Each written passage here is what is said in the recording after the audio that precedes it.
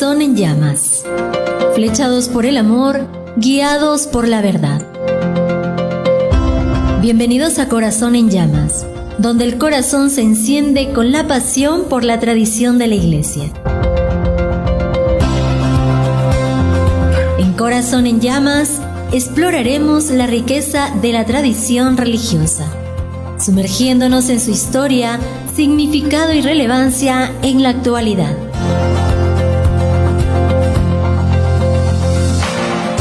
No te pierdas Corazón en llamas por Santa Mónica Radio y TV Digital. Juntos exploraremos la belleza y el poder de nuestra fe.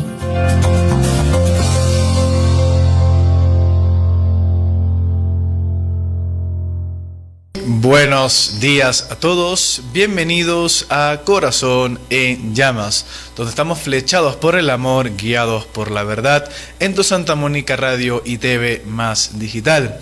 Te acompaña Fray Jorge Contramaestre en este programa donde vamos a ir profundizando sobre la tradición de la Iglesia, el magisterio de la Iglesia también y por supuesto de la Sagrada Escritura.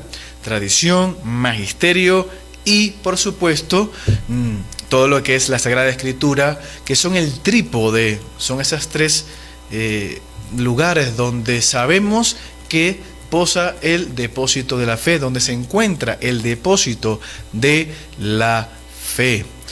Estos tres pilares son fundamentales en nuestro mundo cristiano católico, porque de ahí mana lo que es la revelación. Una revelación que, como ya hemos hablado en programas anteriores, es la revelación plena en Jesús de Nazaret y, por supuesto, que a nosotros se nos ha mostrado. A nosotros llega por medio de los apóstoles y la sucesión de obispos que siempre van a custodiar lo que es la revelación, lo que es la verdadera y auténtica interpretación de los acontecimientos salvíficos en la historia. Por supuesto, todo esto llevado con un fuerte discernimiento, lo que quiso decir Jesús, lo que dijo Jesús, lo que no dijo Jesús, cómo tenemos que interpretar las palabras, los acontecimientos históricos, lo que llamamos los signos de los tiempos.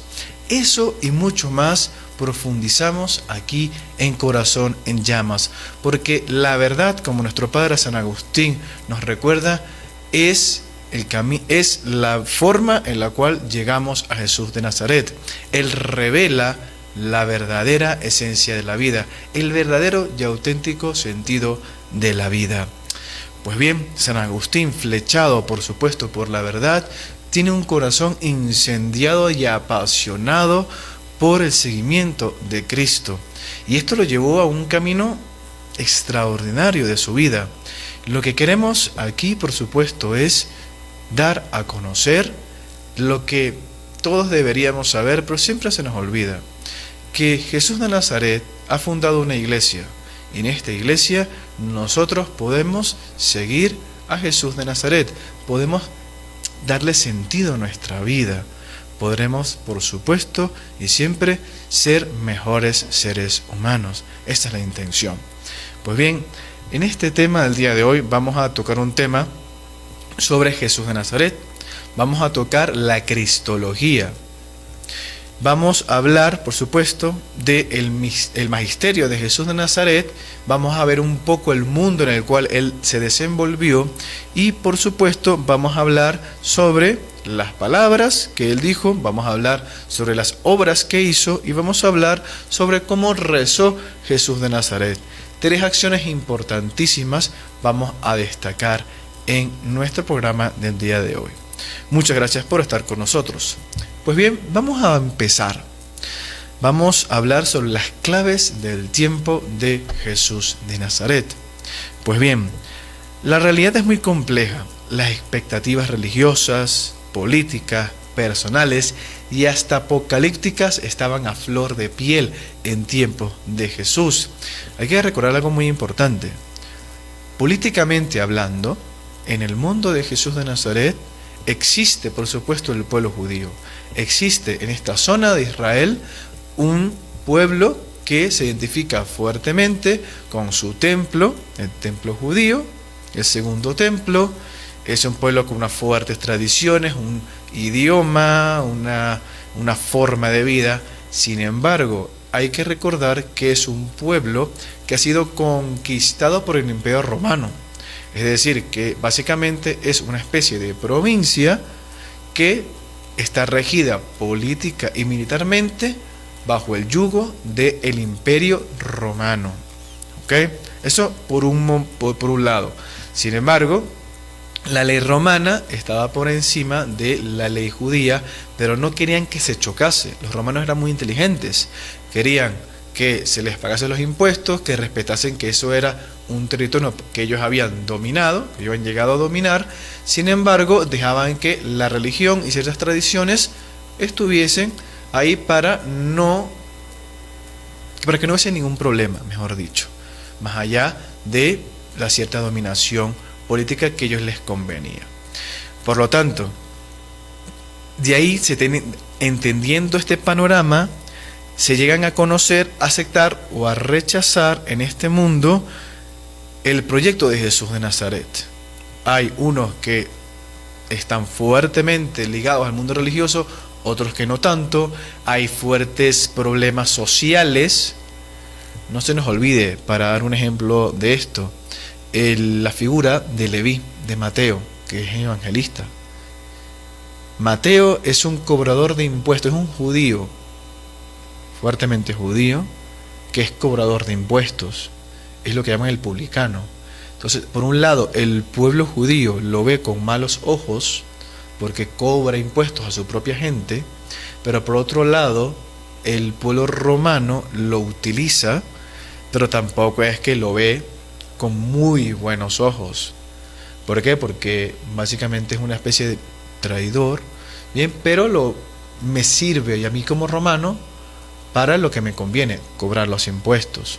Entonces, esta es una manera de ejemplificar el fuerte contraste que había. Lo mismo puede pasar en el mundo del comercio, en el mundo también social,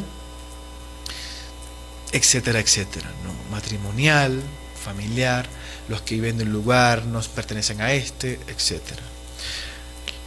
La religión, la política, la administración de la justicia son varios aspectos que en el mundo en el cual Jesús de Nazaret se encarna forman como una especie de unión casi inseparable, es un bloque completo. Forman un todo disoluble en este contexto en el que estamos hablando. La jerarquía sacerdotal, el control político total, unida a una aristocracia laica del Jerusalén de Jesús de Nazaret, tiene un poder religioso y social y control muy fuerte. En este grupo están los famosos saduceos, bien, que son un grupo muy importante. Esta asociación con el poder romano invasor político, religioso, administrativo, tiene una fuerte unión. Los saduceos están unidos de acuerdo con los romanos. Bien, es decir, que ellos forman este Sanedrín con el cual están de alguna manera en concordancia. Yo no me meto contigo, romano, que tienes la autoridad política y militar y hasta las leyes, y tú no te metes conmigo, que tengo un poder también social, religioso, que también mantenemos la calma. La llamada pax romana, paz romana. Yo no me meto contigo, tú no te metes conmigo. Bien, que todos sabemos cómo terminó eso. No funcionó, básicamente. El Sanedrín, como órgano máximo de gobierno y la administración de la justicia para los judíos, en manos de 70 ancianos que eran este grupo de Sanedrín, que recordemos que el Sanedrín fue el que lo condenó a muerte, pero no podían matar. Por lo tanto, fueron a pedirle la autorización al pueblo, a la autoridad política romana, para que fuese condenado a muerte Jesús de Nazaret. Ahora, este Sanedrín, que está en concordancia, en comunión, por decirlo de una manera, con el mundo romano, es el llamado, es liderado por el sumo sacerdote. Los saduceos tienen una ideología también muy conservadora, rechazando la tradición oral en algún punto, que que fuertemente, la tradición oral la sostienen fuertemente los fariseos, que son un poco más liberales. ¿Quiénes son los fariseos? De dónde hay otro grupo también denominado esenios, que también vale la pena rescatar. Los celotas. ¿Quiénes son estos celotes o celotas? También denominados en algún punto y recordados en la Sagrada Escritura. ¿Cuál es la posición del pueblo ante esta autoridad política, religiosa y este enredo que algunas veces no saben qué hacer? Pues bien, todo esto lo vamos a ver luego de esta pausa publicitaria aquí en Santa Mónica Radio. Vamos ya a nuestro corte y volvemos con más en Santa Mónica Radio y TV Más. Permiso. Bienvenidos a todos, estamos de vuelta. Corazón en Llamas, donde estamos flechados por el amor, guiados por la verdad. Te acompaña Fray Jorge Contramaestre, Agustino Recoleto. En el día de hoy estamos explorando el mundo de Jesús de Nazaret, el mundo en el cual el Verbo se hizo carne, el mundo en el cual, como en cualquier momento, tiene esas complicaciones, y es un mundo que también hay que entender para saber a quiénes se dirigía y con qué palabras estaba usando el Señor, y por qué ese contexto nos dice a nosotros también mucho de nosotros mismos. Es muy curioso porque pareciera que, a pesar de que esto sucedió hace casi 2000 años, es un mundo muy, muy similar al nuestro, donde hay ciertos problemas sociales, políticos, religiosos, donde hay conflictos donde no deberían haberlos porque todos somos hermanos, pero los hay. Y aquí me gustaría también hacer un pequeño inciso, otra aportación. Decimos nosotros que en la plenitud de los tiempos Jesús de Nazaret, el Verbo se hizo carne en Jesús de Nazaret. Y esto es correctísimo. Pero aquí hay que aclarar algo. Es el Verbo de Dios quien hizo la plenitud de los tiempos, quien planifica el tiempo. No es el tiempo el que se pone adecuado, y porque está en un momento adecuado que pareciera de forma aleatoria, es que el Verbo se hizo carne. No, es Jesús de Nazaret, el Verbo de Dios, quien planifica el tiempo. Por eso es que hay que acercarnos a Él. Pues bien, ya hemos hablado de los saduceos, grupo político, religioso, muy importante. Es quien tiene el Sanedrín, básicamente dirigido por el sumo sacerdote del momento. Está en concordancia de acuerdos a políticos administrativos con el poder regente, que es el poder militar político romano. Bien, y de aquí salen, por supuesto, los nombres que vemos en la Sagrada Escritura. Caifás como sumo sacerdote, también vemos a Pilato como el encargado de la zona de parte del poder político militar romano, etc. Ahora, hay otras facciones religiosas también que son muy importantes, a las cuales también Jesús de Nazaret se les dirige. Los fariseos. Mucho habla de los fariseos Jesús de Nazaret en los evangelios. Los fariseos son los llamados como si fuesen los separados. Tienen su sacerdocio y laicado, y son gente muy influyente, cultos, artesanos, un poco de clase obrera, influyen muchísimo en el pueblo, porque vienen muchos de ahí.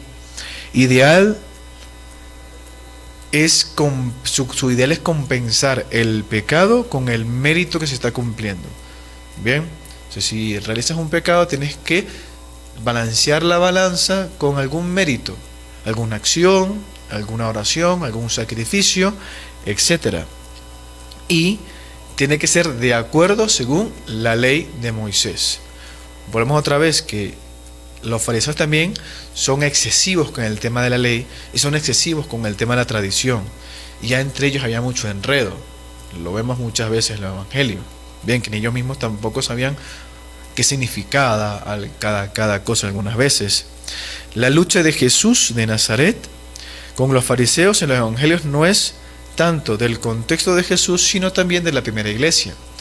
Y esto porque hay que decirlo, porque recordemos que los evangelios se escriben en estas segundas generaciones de cristianos que quieren dejar por escrito los testimonios de Jesús de Nazaret, muerto y resucitado por el Padre. Entonces, claro, estas generaciones que quieren escribir, dejar por escrito los evangelios, tienen una tradición. La tradición de la evangelización de Mateo, la tradición de la evangelización de Lucas, la tradición de la evangelización de Marcos y la tradición de la evangelización de Juan.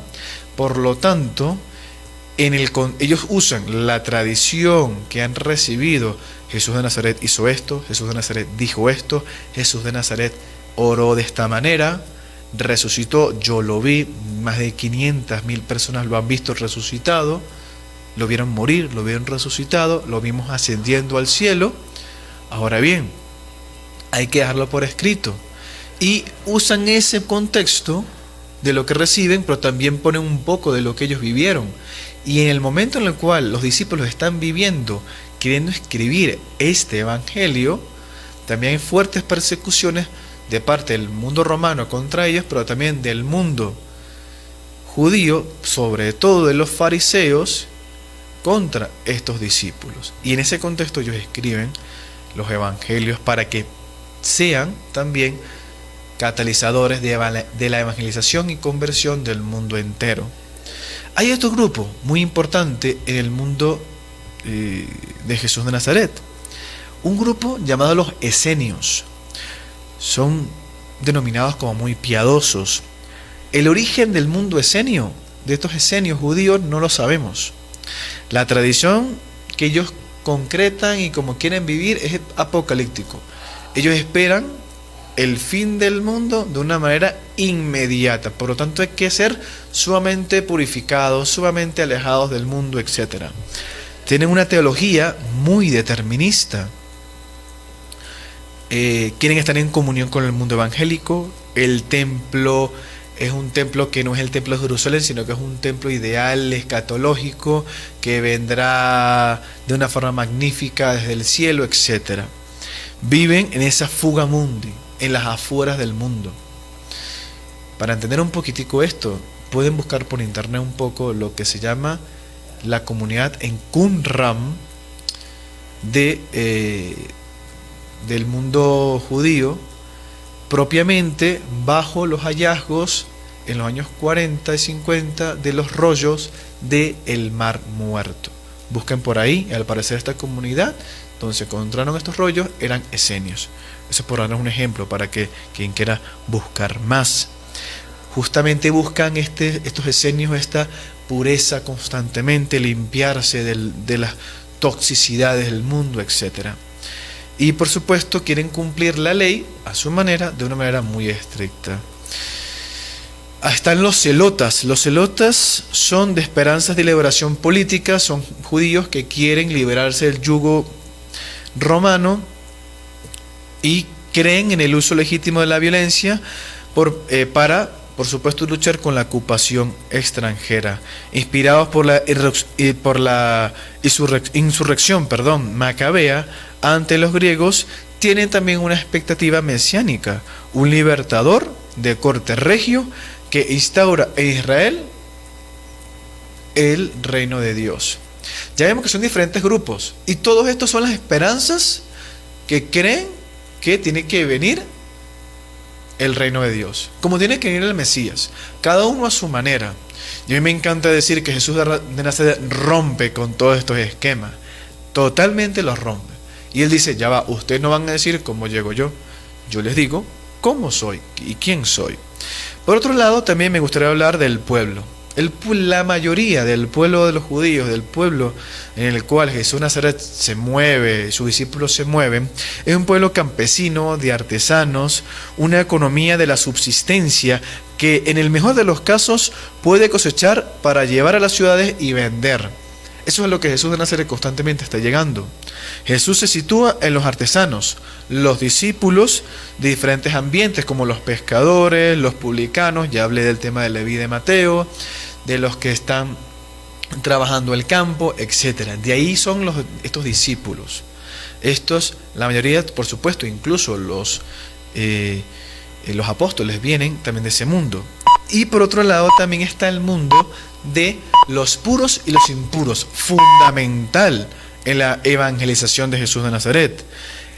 Están los de origen, que son impuros de origen, que pueden ser los bastardos, los no reconocidos, los que no tienen padre y madre, los esclavos del templo, los eunucos, estos que tienen esta especie de impureza, que son impuros, despreciados.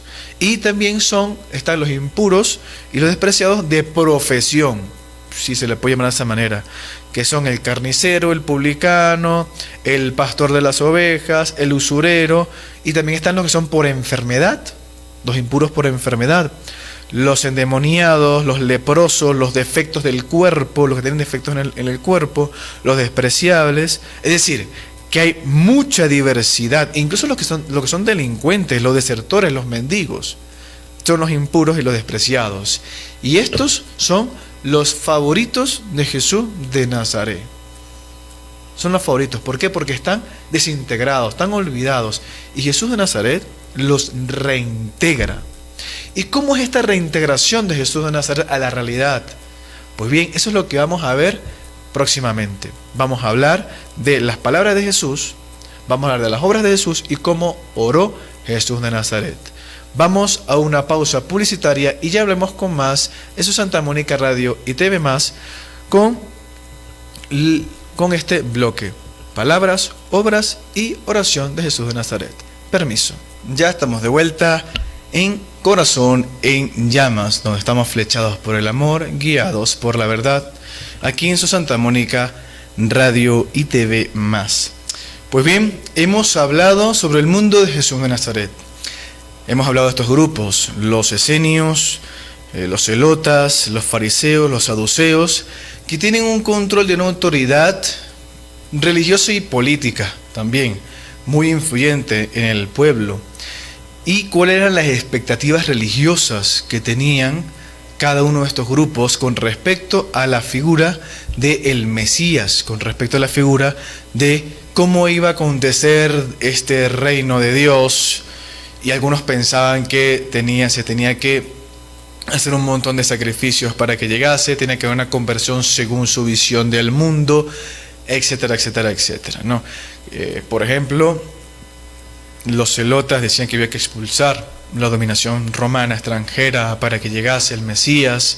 Otros decían que había que negociar con ellos, etcétera, etcétera, ¿no? Pero fíjense que Jesús de Nazaret se centra más que nada en el pueblo, en la creación, la institución de una iglesia.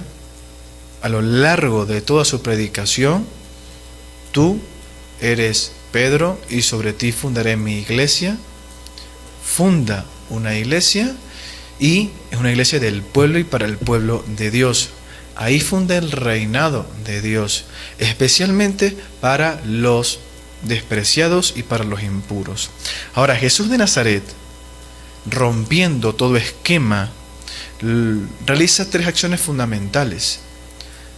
Vamos a hablar ahora de las palabras de Jesús, cómo fueron sus palabras. Y sus palabras fueron el anuncio del reino de Dios. Y aquí hay que aclarar algo, bien, porque como ya habíamos dicho, políticamente hay unas expectativas, dominio romano, pero también abuso de poder de parte del mundo religioso. Justamente religiosamente había que cumplir unas promesas. Hay un problema también existencial, ¿no? La dimensión personal confronta el sufrimiento y la muerte que vive el mundo judío y no entiende, le cuesta discernir, como a nosotros, la acción de Dios en el mundo. Y también recordemos que hay profetas apocalípticos como Daniel, por ejemplo, ¿no? Así que hay muchos de estos religiosos que tienen una pretensión de afirmar que la historia ha llegado a su fin, que pronto llega a su fin, el reino de Dios irrumpe de manera cortante la historia, esto se acaba y viene algo nuevo. Todas las expectativas las rompe Jesús de Nazaret. ¿Cómo las rompe? Bien, vamos a hablar ahora de Juan el Bautista. Juan el Bautista es familiar, cercano de Jesús de Nazaret. Recordemos Santa Isabel y la Santísima Virgen María. Recordemos que Santa Isabel primero queda encinta y luego 6 meses después es que María queda encinta. Bien, todo esto lo encontramos en el Evangelio según San Lucas. Esta historia, esta introducción muy importante para nosotros, donde se tiene que destacar y presentar la figura de Juan el Bautista. ¿Por qué? Porque Juan el Bautista es como el predecesor. Bien, es el que le da la entrada, es el último gran profeta que le da la entrada a Jesús de Nazaret. Es como esa bisagra de esa puerta que permite la entrada, bien, porque así lo ha querido Dios, al mundo de Jesús de Nazaret. Ahora, hay cierto desconocimiento de la figura de Juan el Bautista, pero lo que sí sabemos es que Juan el Bautista tiene un estilo de vida en el desierto, tiene unos seguidores, bien, y él aseguraba que ya venía el Cordero de Dios. Bien, sin embargo, sí sabemos que Juan el Bautista dice una frase muy importante, está en los evangelios. Juan el Bautista asegura que hay que convertirse para que llegue el reino de Dios. Conviértete para que llegue el reino de Dios, propio de su tiempo. Eso es lo que está afirmando. Sin embargo, Jesús de Nazaret, cuando entra en la historia, llega y dice: conviértanse porque ya ha llegado el reino de Dios. Ves que es una diferencia muy hermosa, preciosísima, y que trae, por supuesto, una novedad. Si ya Juan el Bautista tenía una novedad muy grande, y por esa novedad fue asesinado, por esa profecía, por ese profesar la verdad fue asesinado, pues Jesús de Nazaret más todavía. Jesús de Nazaret dice: conviértete porque ya llegó el reino de Dios, yo lo he traído. Por lo tanto, la novedad del anuncio de Jesús, sus palabras son varias. Primero, el centro del anuncio de Jesús, de sus palabras, es el reino de Dios. Todo el tiempo está hablando del reino de Dios. El reino de Dios es Él, es Jesús de Nazaret. Su forma de ver el mundo, de vivirlo, la verdadera y auténtica interpretación de la Sagrada Escritura. Ese es Jesús de Nazaret. Hay una conjugación muy interesante entre la visión apocalíptica y la escatológica. La apocalíptica es una irrupción en el tiempo. La apocalíptica es: en el fin de los tiempos ocurrirá esto. Y Jesús de Nazaret conjuga, anuncia que esto se conjuga, porque ya está presente el reino de Dios, pero todavía no.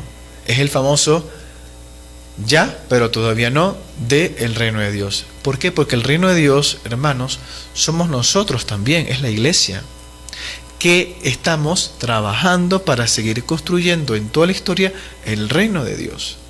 El reino de Dios está en la historia. Y Jesús de Nazaret dice: yo lo instauro, voy a enviar al Espíritu Santo para que ustedes también lo sigan construyendo. Porque para eso he venido yo, para anunciar y para instaurar y construir el reino de Dios. Ahora, por ello el mensaje de Jesús causa un escándalo grandísimo. Además, hay 2 datos importantes. La realidad que el anuncio desmentía muchas esperanzas, como ya he dicho, que tenían otros grupos religiosos por un lado, y por otro lado, la gran pregunta que muchos se hicieron, incluso gente que conocía a Jesús de Nazaret desde chiquito: ¿qué va a saber este artesano carpintero de Dios? ¿Qué va a saber él? ¿No es este el hijo de José y de María? No conocemos a sus hermanos, pero ¿qué va a saber este de esto? Nadie es profeta en su tierra, al parecer. Pues bien, el Evangelio de Jesús de Nazaret, el anuncio de Jesús de Nazaret, causa también escándalo por choques. Ahora, una forma fantástica de Jesús de Nazaret de anunciar es, por supuesto, las parábolas. Jesús de Nazaret, el primer influencer de la historia, el gran influencer de la historia. Nadie ha batido récord como él. Es el primer TikToker, por decirlo de una manera. Es el influencer por excelencia. ¿Por qué? porque de forma muy sencilla, muy eficaz y muy clara, anunció con historias, con storytelling, como cuentacuentos, una realidad que todo el mundo entiende. La calidad del mensaje se entiende por justamente cómo le llega a la gente. Y Jesús de Nazaret llegó a todo el mundo y todavía llega a nosotros.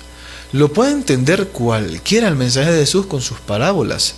Por lo tanto, el género más utilizado por Jesús es las parábolas, porque es el más pedagógico. Es que llega el mensaje, porque sí. Quienes lo escuchan no se llenan de información, sino que están implicados en un proceso dinámico donde ellos son los protagonistas y se posicionan ante la realidad. Yo puedo ser ese pastor con las ovejas, yo puedo ser esa persona que trabaja en el campo, puedo ser esa mujer que trabaja en la casa, que sabe lo grandioso que es encontrar comida para sus hijos y para la familia, lo que es encontrar la moneda que se ha perdido. Puedo ser un padre que extraña a sus hijos, puedo ser el hijo con un padre, puedo ser el hermano envidioso. Es que me puedo conectar con cualquiera de los personajes y la realidad que me presenta Jesús de Nazaret en las parábolas. Y otra cosa del mensaje de Jesús de Nazaret es el famoso misterio. Jesús habla de misterio. Y recordemos que el misterio no se puede encerrar en una definición. Misterio en el mundo cristiano, en el mundo católico, no es algo que está escondido y que tendremos que vislumbrar y cuando lo encontremos ya todo estará claro. No es exactamente eso. El misterio es una narración. El misterio de Dios es la acción salvífica de Dios en la historia de la humanidad. El misterio es el plan salvífico de la historia de la humanidad que está ocurriendo ahora. Empezó con el anuncio de Jesús de Nazaret y sigue ocurriendo ahora. Por lo tanto, el misterio no se puede encerrar en una definición, sino que debe ser evocado en una narración, en una historia. Se logra evitar así la manipulación de lo sagrado. Yo te digo que así es el texto, yo te digo que así es el cuento, no lo distorsiones porque es imposible que lo distorsiones. No tienes que ver otra cosa más. Jesús habla en parábolas y evita el escándalo de ser él el autorizado de la erupción de la historia. Es decir, que Jesús de Nazaret tiene ese poder de anunciar el reino de Dios. La única tarea que nosotros tenemos que convertirnos para poder ser obreros en el reino de Dios. Tenemos que participar de la humanidad de Jesús, de esa humanidad plena de Jesús. Y así construimos el reino de Dios. Vamos a hacer una pequeña pausa publicitaria y ya volvemos con más de Corazón en Llamas, donde estamos flechados por el amor, guiados por la verdad, en su Santa Mónica Radio y TV más. Permiso. Ya estamos de vuelta en Corazón en Llamas, donde estamos flechados por el amor, guiados por la verdad. Te acompaña Fray Jorge Contramaestre Agustino Recoleto en tu Santa Mónica Radio y TV más. Gracias por estar con nosotros. Pues bien, hemos hablado de el mundo de Jesús de Nazaret. El mundo en el cual Jesús de Nazaret hizo su predicación, escogió a sus discípulos, a los apóstoles, vivió, creció, hizo toda una obra también espectacular, fue falsamente acusado, perseguido, ese dramático desenlace de la historia de la salvación como es su pasión, muerte, pero también esa gloriosa resurrección. Y este mundo en el cual Jesús de Nazaret irrumpe en la historia, la planifica, y al mismo tiempo, por supuesto, es el mundo en el cual Él ha venido a salvar. El mundo en el cual nosotros, por supuesto, también somos partícipes. El mundo en el cual funda su iglesia, que es, por supuesto, la nuestra, la Iglesia Católica. Hemos estado hablando de cuáles son esos gestos de Jesús de Nazaret. Allá hemos hablado de sus palabras, su anuncio, su forma fantástica de presentar el reino de Dios. Eso es lo que anuncia, esas son sus palabras. Ahora en este último bloque vamos a hablar tanto de las obras de Jesús de Nazaret que hizo, y también vamos a hablar de su oración. Vamos a hacerlo de manera muy sencilla y muy eficiente. Las obras de Jesús son las llamadas las praxis liberadoras. Son las obras que hizo Jesús para salvaguardar, para dar a conocer su identidad y también para anunciar cómo es el reino de Dios. Las obras y palabras de Jesús están íntimamente unidas, cuya intención es desvelar el rostro de Dios. Bonito, ¿no? Vamos a hablar de los milagros. Hay una afirmación de que los milagros no tengan un sustento histórico, pero esto ya también lo hemos discutido en otros momentos.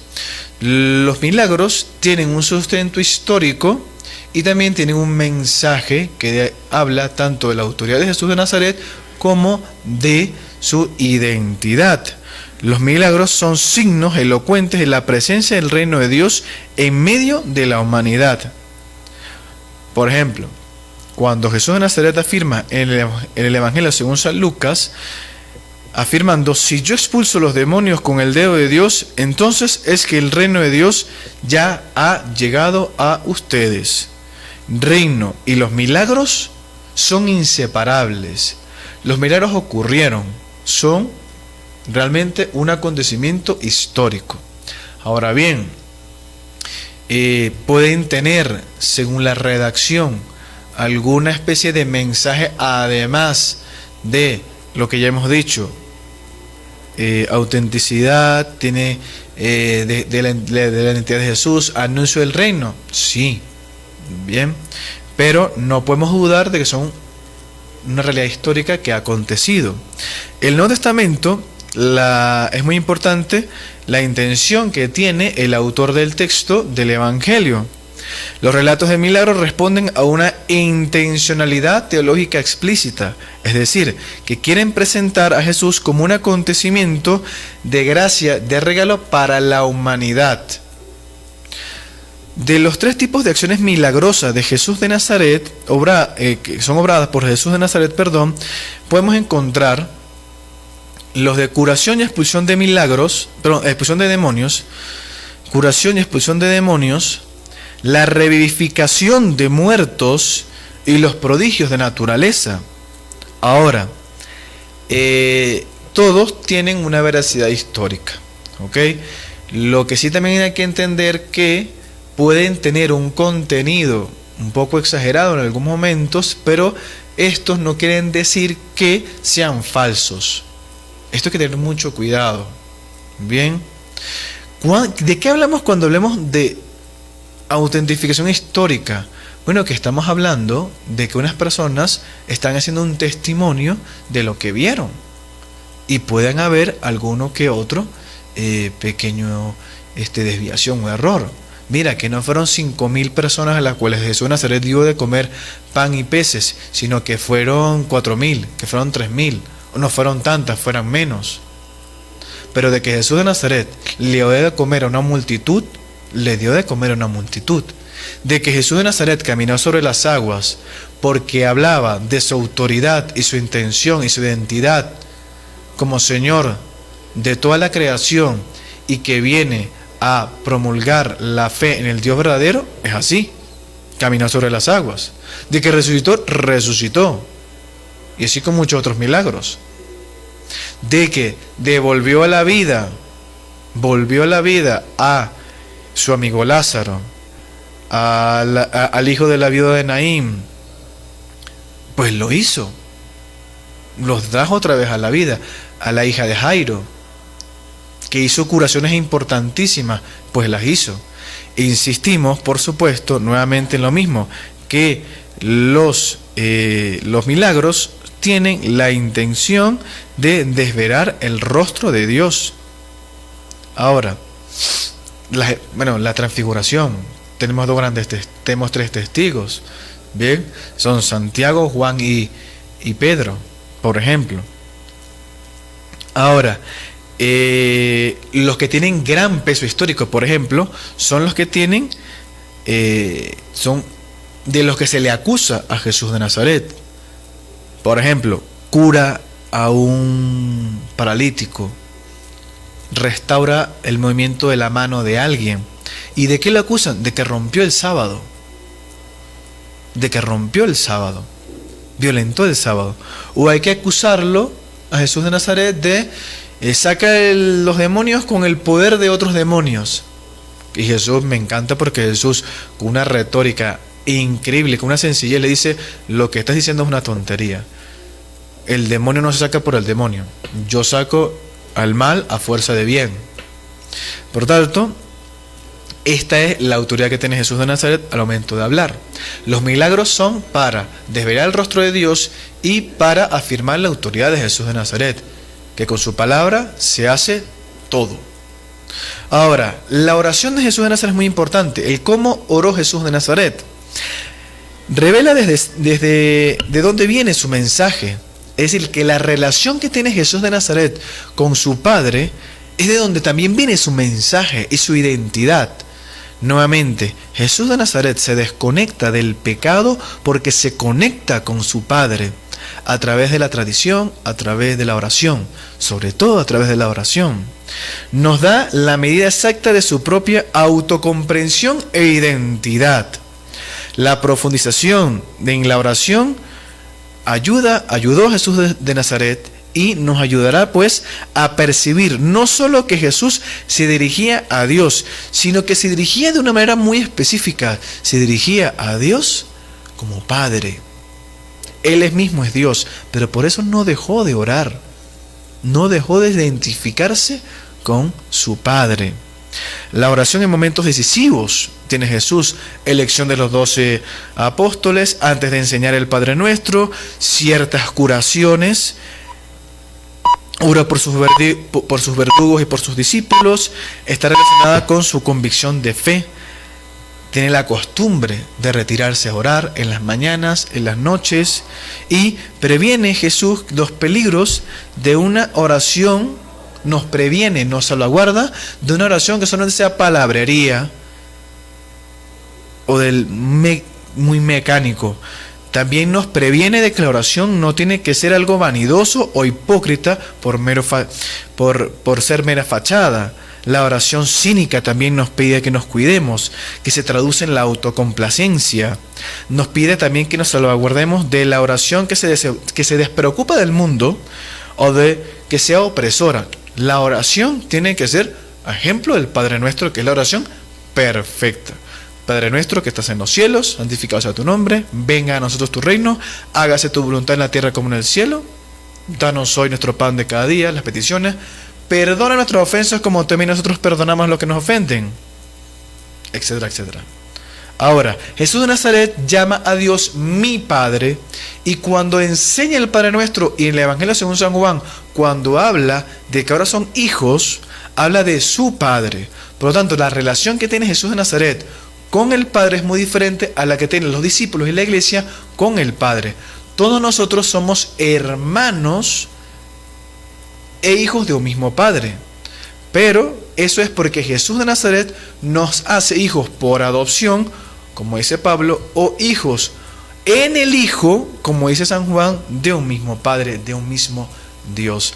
Una hermosa relación, porque todos nosotros entramos en la dinámica de la relación, de la comunidad que ya existe entre el Padre, el Hijo y el Espíritu Santo. Y todos entramos en comunión con ellos a través de llamar a Jesús, de llamar a Dios, como lo llamó Jesús: Abba, Padre, Papá, de una forma bellísima. Por lo tanto, se presenta una asimetría en esta filiación de Jesús en comparación como la tiene los discípulos.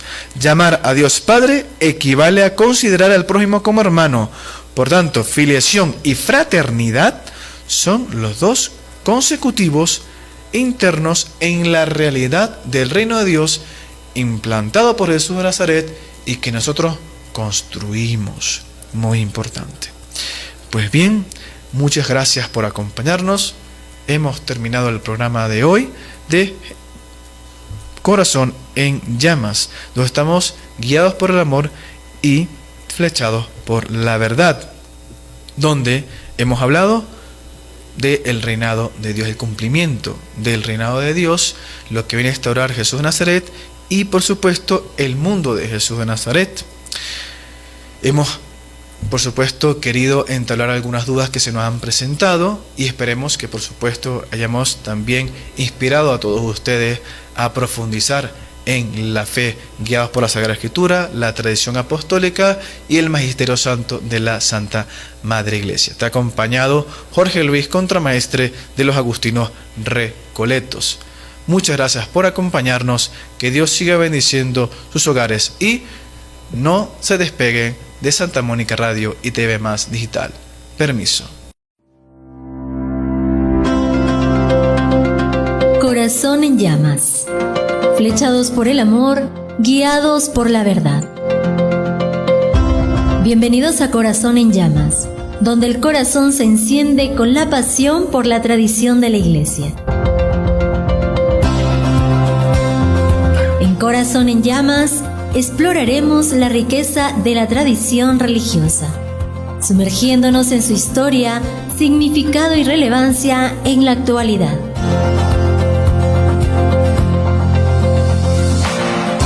No te pierdas Corazón en Llamas por Santa Mónica Radio y TV Digital. Juntos exploraremos la belleza y el poder de nuestra fe.